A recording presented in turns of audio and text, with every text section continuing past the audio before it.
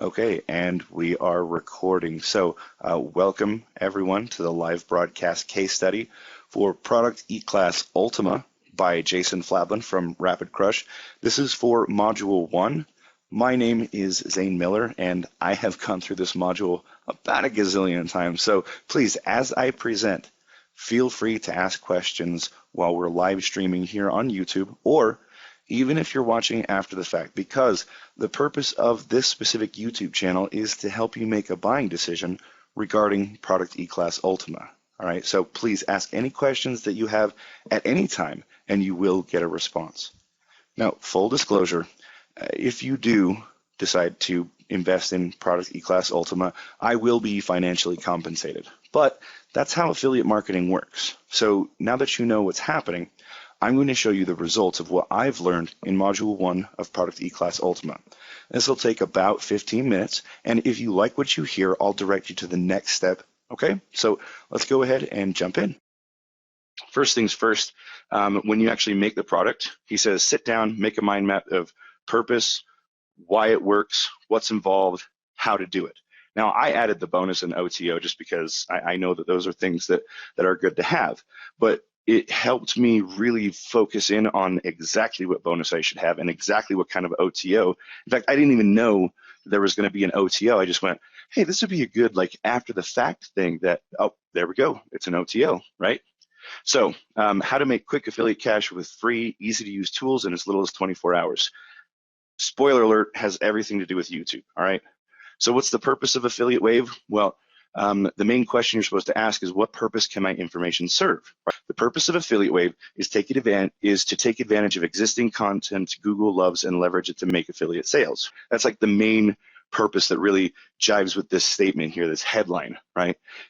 Jason also says to write the headline of your product first and then make the product around it, because then you're basically creating you're creating the expectation, but then meeting the expectation at the same time, so that when the person goes through the product, they go, okay, that's exactly what they said it was, right? So next thing, why it works, right? Next thing you have to explain is why it works. And I know this looks a lot like sales copy, or at least it did to me, like how to write sales copy. But if you think about it, you really do have to sell the buyer again. Like you've already sold them on the purchase, but you haven't sold them on why they should be doing the thing that you're making. And that's one of the things that I struggle with myself a lot in my own product creation is like, I mean, I got I always nailed the how-to. Bam, like everyone's like, wow, that's really helpful.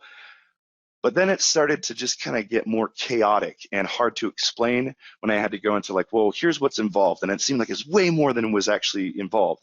And then like, why it works. Well, it works for all of these reasons, right? Because I'm a research nut and I want to find everything, right? I'm a all parts of the buffalo kind of guy. Like, so when they say, it's like, what are the vital few reasons? I'm like, oh, it's so hard to choose, right?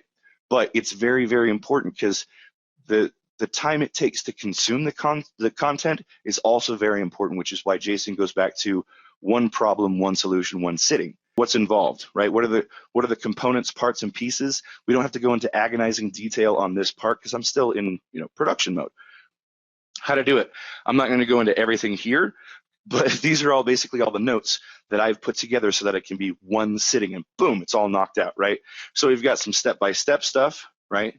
Which is 90% of internet marketing, I get it. But what I really liked was that along with it, you have step-by-step, but then there's also another part called consider the following.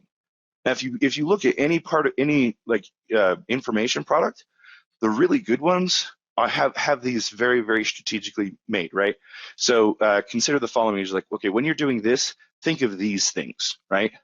So you basically combine the two, right? Here's the step-by-step, find a product, go to JVZoo and check out the pre-launch section. But while you're doing that, search for content that's already on YouTube and blah, blah, blah, blah, blah. See what I'm saying, folks? Like, so there it is, folks. The other part was the bonus, which would be some case studies, right? So I'd say, hey, this is what I did with RYS Academy. This is what I did with Product E-Class Ultima.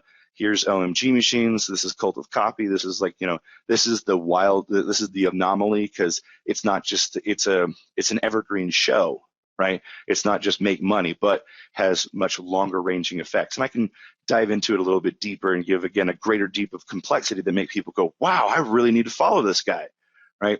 So that was the bonus. And then the OTO is basically, right, like if you're making all these channels, think about the big picture. If you have a product that you promote and it did really well, but it's only available for 7 days, that doesn't mean that the product was great. Like, I mean, it could, but what it means is that you targeted the right audience. So why on earth would you not want to retarget those people? And there it is, right? That's the OTO. That's all right. So you've put this effort in. Maybe you've even made a few sales. How do you make sure you can constantly keep remarketing to that person as if it was there, as if it were an email list to you? Oh, right.